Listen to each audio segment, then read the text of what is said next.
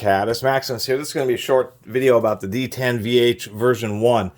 And I've actually kind of gotten lucky because I've found the whole series of these, done videos about each one.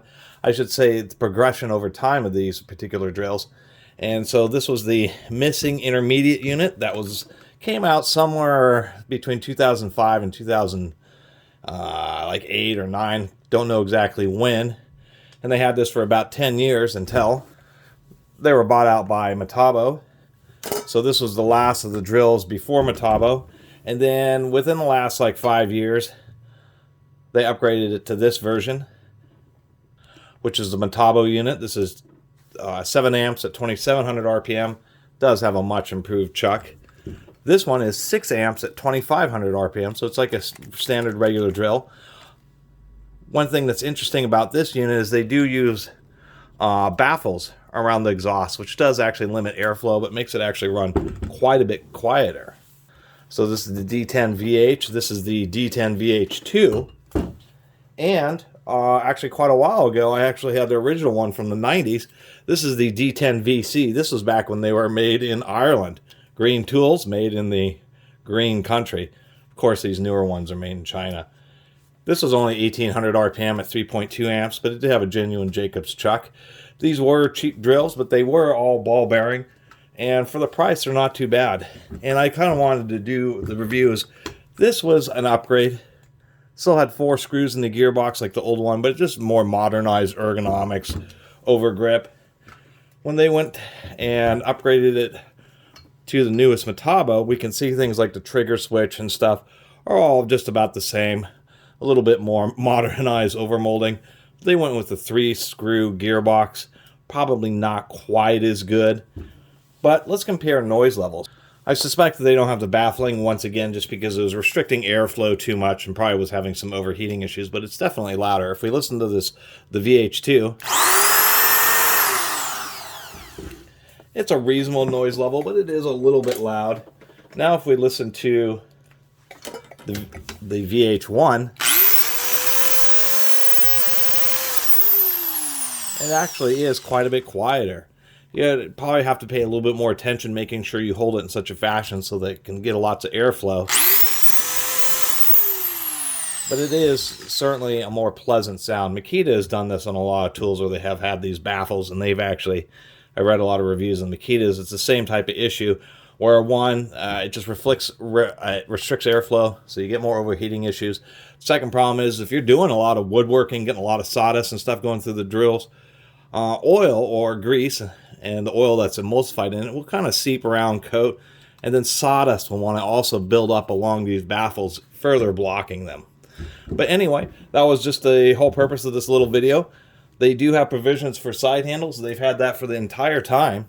So this would be the whole lineup here. We got 90s, 2000s, and then the 2020s, essentially. And that would be the progression of these Hitachi drills. I don't know if there's something between the VC and the VH. I'm suspecting there may not have been, because power tool manufacturers, it's not like computer parts.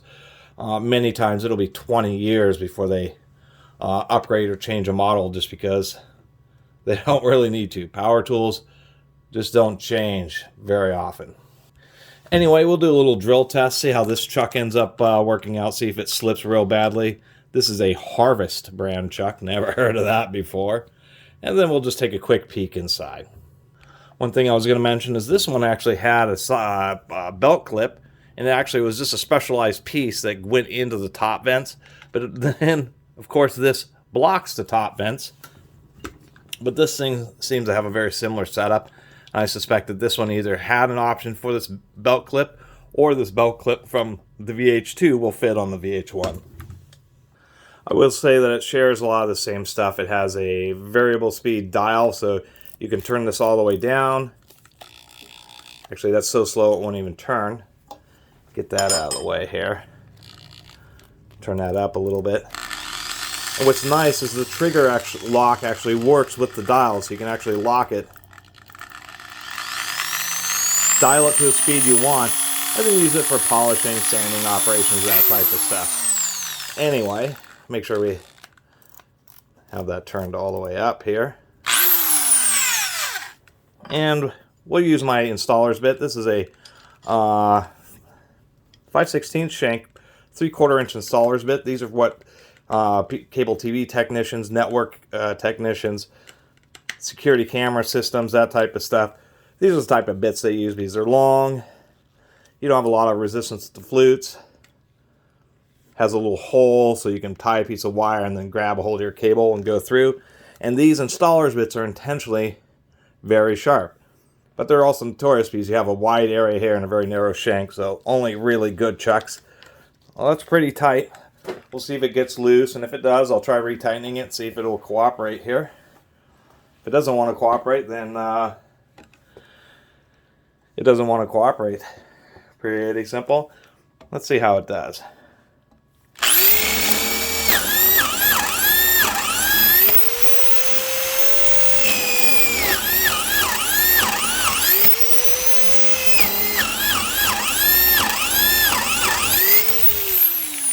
I'm satisfied. That actually held it just fine.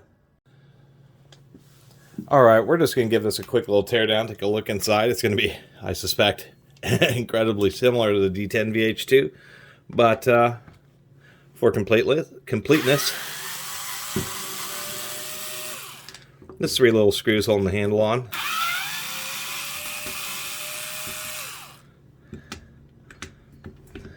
Get those out of here.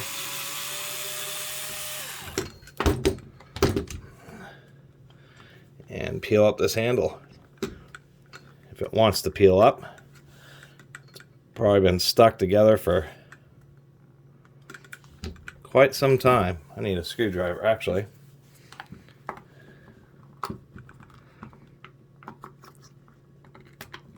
There we go. Interesting, the rubber overmolding was sticking to itself.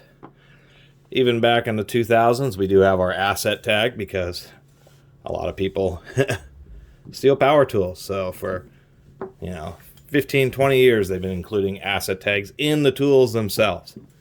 So, some good and bad. Standard power cord retention, independent strain relief with a cord pinch, which is the way it should be. I do like this. They do have screw terminals holding on the wire, so really simple just to loosen those up and replace a power cord if you need to do that. Not the greatest trigger switch here. Kind of a funky design. Let's take a look at the backside here. It is a no-name switch. Rated at, whoop, you can't even see that.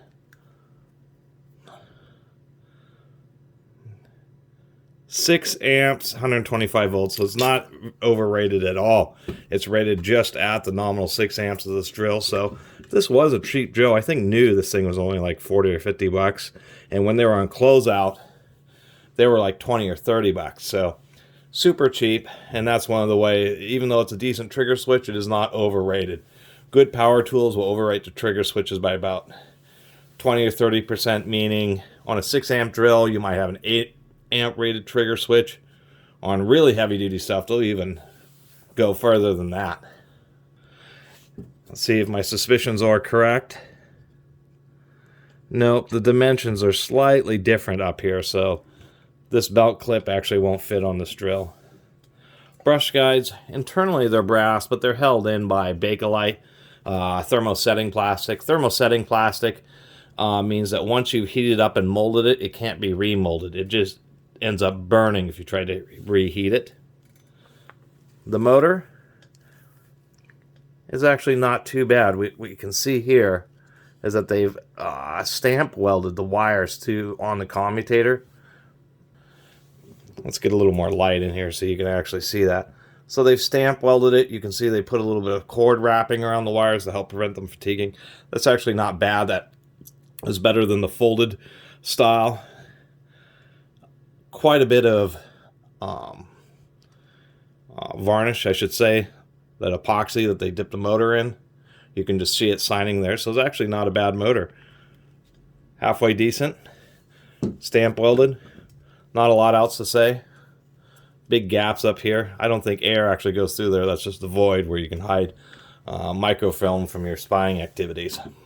Or a whole mess Actually, the amount of space that's in there in those two cavities on these 1 terabyte at micro SD cards, you could have tens of terabytes of data just hidden inside the body of a drill. Nobody would ever find that.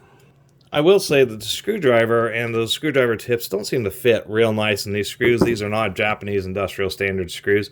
To my understanding, GIS or Japanese industrial standard screws, particularly with the Phillips, on one of these little sections here, there'll be a dot stamped into it, and that's how you know that's a GIS. And to finish this up, we'll take a quick peek at this gearbox. And I should take a look. This drill does not have a center lock screw. Many drills have the chucks or have a counter-threaded screw to prevent them from unscrewing themselves during heavy reversing operations. But a lot of manufacturers, particularly in the last, it's 2000s and newer, it's kind of unpredictable which drills will have them and which ones don't. But a lot of manufacturers are now foregoing that, putting flats on the spindle like this one has, and they just simply torque the chuck on harder than any amount of reverse power that a drill like this may have. But I still do like it. I like the 4 screws on the gearbox. It makes it a little bit more robust. A little bit heavier duty.